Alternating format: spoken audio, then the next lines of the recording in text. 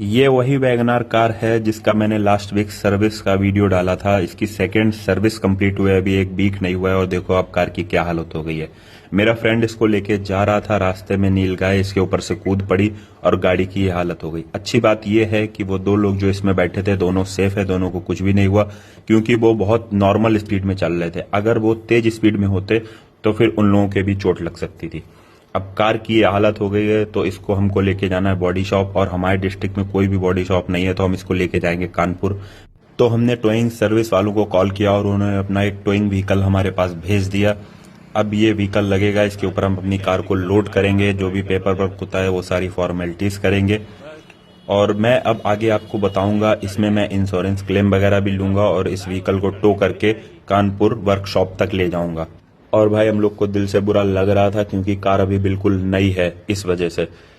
तो towing service वाले जो भैया थे वो उतरे और उन्होंने सबसे पहले कार की कंडीशन चेक की, उसके बाद वो उतर के अपना पेपर वर्क करने लगे क्योंकि इन लोगों को सारी चीजें मेंशन करनी होती हैं, कार के अंदर क्या क्या रखा है क्या क्या नहीं रखा है। और इन्होंने बताया जो भी आपकी इंपॉर्टेंट चीजें वो सारी आप हटा लीजिए।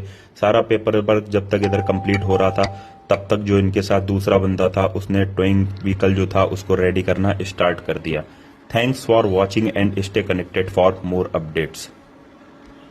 तो टोइंग ट्रक पर चढ़ाने से पहले भैया ने टोइंग ट्रक को तैयार किया और जब तक ये भैया टोइंग ट्रक को तैयार कर रहे थे तब तक जो दूसरे भैया आए हुए थे उन्होंने पेपर वर्क कंप्लीट किया। पेपर वर्क कंप्लीट करने के बाद इन्होंने जो टोइंग हुक होता है उसको मेरी गाड़ी में आगे लगा दिया क्योंकि ये टोइंग हुक हमेशा से लगा नहीं रहता है, कार के अंदर रखा होता है। जब एक्सीडेंट होता है तो इसको निकाल के लगाना होता है। फिर पेपर वर्क पर इन्होंने हमारे साइन करवाया और एक रिसीविंग कॉपी हमको दे दी। फिर ये टोइंग ट्रक पर चढ़ गए और टोइंग केबल जो होती है उसको लाके हमारी कार के टोइंग हुक में बांध दिया और अब बारी थी कार को ऊपर खींचने की। तो इसके अंदर एक बंदे को बैठना पड़ता है ताकि स्टीयरिंग को वो सीधा रख रखे। और ये जो भैया था ये ऊपर से हमें इंस्ट्रक्शंस दे रहे थे कि अब आप लेफ्ट मोड़ो, अब आप राइट मोड़ो, और मैं कार में बैठ के धीरे धीरे इंस्ट्रक्शंस फॉलो कर रहा था। फाइनली हमारी कार जो है वो टोइंग ट्रक के ऊपर चढ़ गई है और अब बारी है सेफ्टी बेल्ट्स की।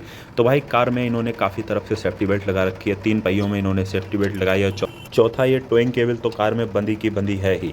तो भाई सेफ्टी का पूरा ख्याल रखा गया है। ये लोग काफ़ी प्रोफेशनल होते हैं तो इन लोगों से गलती की कोई गुंजाइश नहीं होती है। तो फाइनली अब जब हमारी गाड़ी पूरी तरह से बन चुकी है और हमने देख लिया कि गाड़ी हमारी सेफ्टी से इसके ऊपर सेट हो गई है, फिर हमने डिसाइड किया कि हम भी इस कार पर बैठ के ही कानपुर सर्विस सेंटर या फिर बॉडी शॉप तक जा सकते हैं।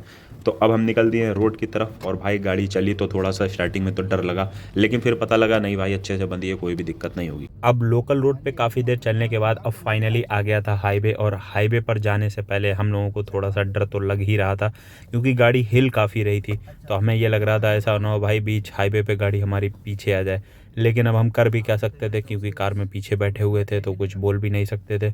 तो फाइनली भाई हाईवे आ गया है और देखते हैं हाईवे के ऊपर क्या सीन रहने वाला है। हाईवे मिलते ही भैया ने गाड़ी खींचना स्टार्ट कर दी। हमें ये उम्मीद नहीं थी कि इतनी बढ़िया गाड़ी चलाएंगे ये, हालांकि झटके काफ़ी लग रहे थे लेकिन और कोई ऑप्शन नहीं था। तो फाइनली आ गया है पहला टोल प्लाजा। हम लोगों के घर से निकलने के बाद यही है जो पहला टोल पड़ता है। टोटल 2 टोल पड़ते हैं यहाँ से कानपुर तक के लिए। ये था पहला टोल प्लाजा और पहला टोल प्लाजा जो है वो 12-13 किलोमीटर की दूरी पे है और इनकी गाड़ी में फास्टैग लगा था जिससे टोल कटा है। हाईवेज पे टोल प्लाजा होते हैं उनमें पैसे कटते हैं लेकिन उनसे भाई आराम भी बहुत हो जाती है। यही सफ़र 4 से 5 घंटे में होता था जो अब इतनी जल्दी होने लगा है।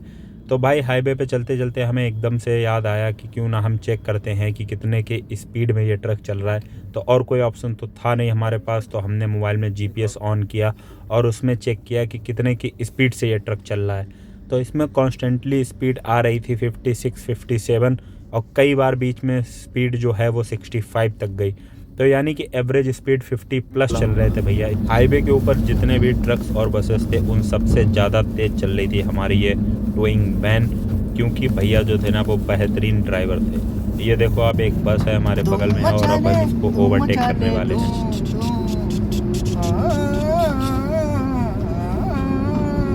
तो दोस्तों हमने इस बस को हरा दिया है अपने एडास से। तो देखिए ये एडास कितना कारगर है, बड़ी बड़ी बसेस को हरा देता है। मैंने तुमसे क्या बोला था भाई, हरा देगा वो। बहुत। तो अब फाइनली हम पहुंच गए थे कानपुर में, और कानपुर में भाई लोगों के रिएक्शन जो थे ना कि गाड़ी ठुकी हुई है और टोइंग ट्रक के ऊपर है, उसके अंदर 2 बंदे बैठे हैं, बहुत ही फ़नी रिएक्शंस दे रहे थे लोग, हम लोगों को देख रहे थे और हंस रहे थे। तो हम लोगों से आई कांटेक्ट नहीं कर रहे थे, अवॉइड कर रहे थे, क्योंकि जो भी हम लोग तो देखता था, अगर हम उसकी तरफ देखने लगते थे तो वो हंसने लगता था। तो भाई ये थी पूरी जर्नी। अब हम कानपुर में वर्कशॉप के बाहर पहुंच गए थे और हमने टोइंग ट्रक से अपनी गाड़ी को अनलोड करना स्टार्ट किया। तो गाड़ी अनलोड करने के बाद हम गाड़ी को लेके पहुंच गए वर्कशॉप के अंदर। वर्कशॉप के अंदर पहुंचकर हमें एक वर्कशॉप से एडवाइज़र मिले, जिन्होंने हमारी कार की चारों तरफ से फ़ोटोज़ खींची और बाकी सारी फॉर्मेलिटीज़ करके आगे का काम स्टार्ट कर दिया। तो गाइज़ ये था हमारा पहला ब्लॉग, जिसमें हम इस कार को लेके वर्कशॉप तक आए हैं, और इसके आगे इस कार में जो भी होगा उसकी अपडेट मैं आपको वीडियो या शॉर्ट्स के थ्रू दे दूंगा। Thanks for watching and stay connected for more updates.